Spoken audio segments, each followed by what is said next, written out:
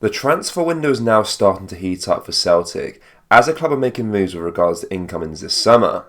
In today's video, we're going to provide you with the huge transfer news, as signing number 4 is said to be imminent. Not only that, but we'll also go over all the latest Celtic news from the last 24 hours. But first, make sure you hit that like button and subscribe to the channel for daily Celtic content. Celtic is gearing up for a pair of pre-season friendlies in Japan, with the 2023-24 SPFL season set to commence in less than 3 weeks. Under the guidance of Brendan Rodgers, the team is set to face Yokohama and Osaka, aiming to refine their new squad.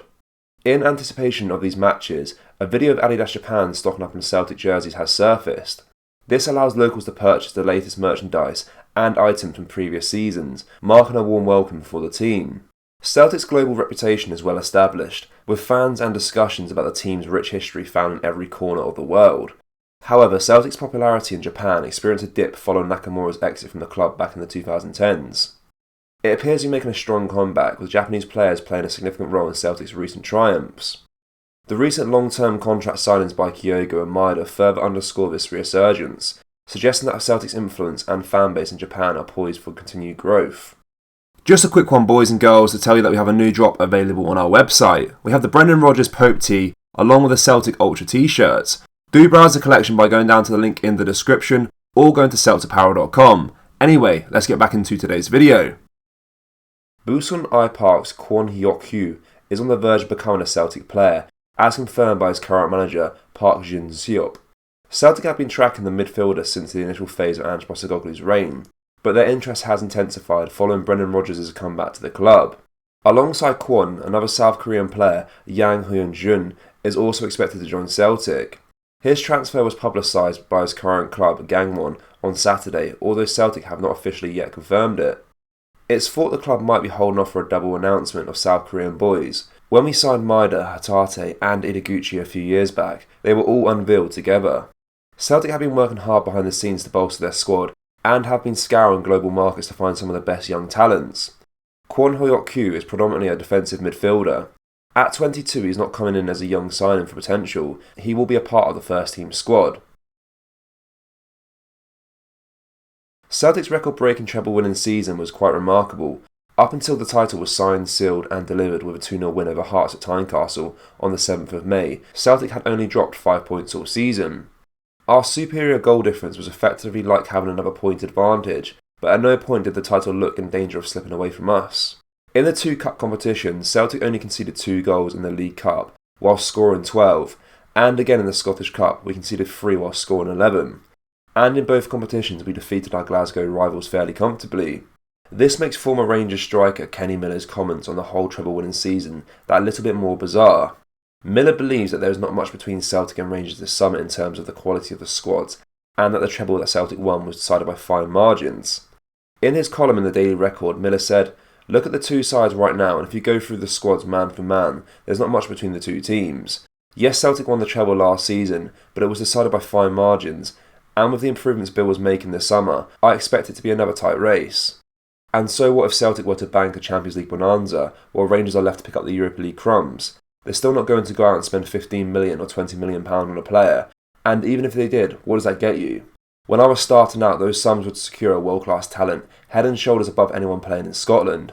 These days you'll be doing well to pick up a second-string Premier League fullback for that kind of cash, so Rangers need not to worry about what lies ahead in the early stages of the next season.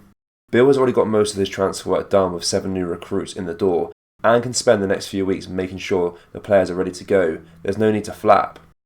Was Miller not paying attention last season? Celtic didn't need to go and spend £15 to £20 million on one player last season to dominate Scottish football. In fact, we spent less than that on making Jota and Cameron Carter-Vickers moves permanent. And where has the fine margins comments come from? In every game that mattered against Rangers last season, Celtic stepped up and got the results that were needed. From the New Year Glasgow derby to 2 cup games, our team dug in and got the results that mattered. It wasn't until Rangers' season was all over and Celtic took their foot off the gas and they managed to drag a Glasgow derby win out of their team.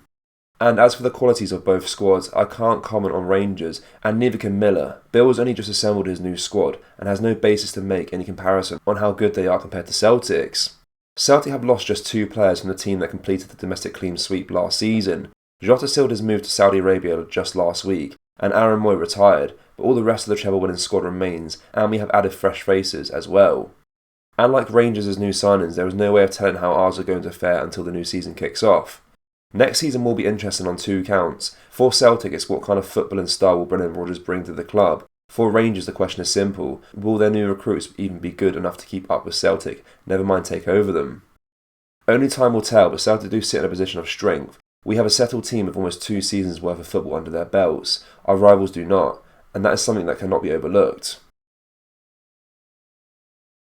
With the new league season just 3 weeks away and 7 weeks remaining in the transfer window, Celtic's resolve is being put to the test. The exit of Jota, coupled with injuries to key players Alistair Johnson and Cameron Carter-Vickers, has left the squad in a precarious position. New Sky Sports pundit Chris Sutton has voiced his concerns about the current state of the squad in his latest Record Sport column. He believes despite receiving substantial funds from Jota's sale, the squad is now weaker than it was at the close of last season. Sutton believes that Jota's departure is a significant blow to the squad. His unique skill set and ability to change the course of the game will be sorely missed. He was a player for big occasions, often making the difference in major matches against Rangers and in cup semi-finals and finals. Replacing such a player will be a daunting task for Brendan Rodgers. Despite these challenges, Rodgers has made some astute moves. He has secured long-term contracts for key players like Kyogo and Maeda, providing an extra layer of insurance against other interested clubs. This is also a reward for their performances, a sentiment that also applies to Callum McGregor. However, the question remains, who will be signed to bolster the squad's strength? The injuries to Cameron Carter-Vickers and Alistair Johnson have exposed the squad's lack of cover and defence. Rodgers may need to look at right back in the short term, despite having Tony Ralston who performed well under former manager Ange Postecoglou. Rodgers has demonstrated his ability to develop and improve players, but recruitment is also a big part of the job. With the new league season fast approaching, Celtic fans will be eagerly watching to see how the squad evolves. Celtic fans, what do you make of the news about Kwon Hyok-koo, and are you happy with the players coming in through the door? Yes or no? Let me know down in the comment section below. That brings us to the end of today's video, guys. Make sure to drop a like on this video and subscribe to the channel for daily Celtic content. Remember, we have released our brand new Celtic t-shirts. We have our Brendan Rodgers Pope t-shirt and our Celtic Ultra t-shirts too. You can find them at celticpower.com or just go down to the link in the description. Thank you, take care, bye bye.